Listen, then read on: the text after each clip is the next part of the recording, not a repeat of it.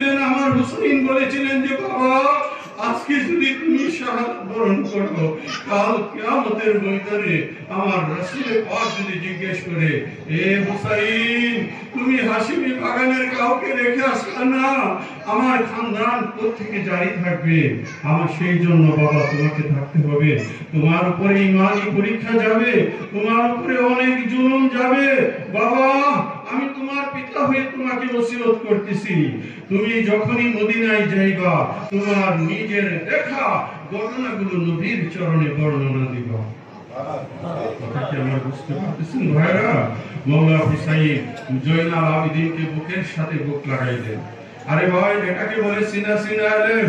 মুহূর্তের মধ্যে মওলা হুসাইন ইলমে শরীয়ত, ইলমে তরিকত, ইলমে হাকিকত মওলা হুসাইনের মওলা হাসান মওলা ইমাম জয়নাল আবেদিনের মধ্যে ট্রান্সফার করে দিলেন। চিল্লায়ে বলো সুবহানাল্লাহ। সুতরাং মওলা জয়নাল আবেদিন থেকে ইমাম পরিবারের দ্বারা সরকারের ইমাম আলী রাজা তুসি, ইমাম মুহাম্মদ তুর্কি, ইমাম আলী নকি, ইমাম হাসান আশকারি, ইমাম মেহেদী, এই পর্যন্ত যাই আছে সবই হাশিমি বাগানের ফুল, এরাই আমাদের ইমাম। চিল্লায়ে বলুন সুবহানাল্লাহ।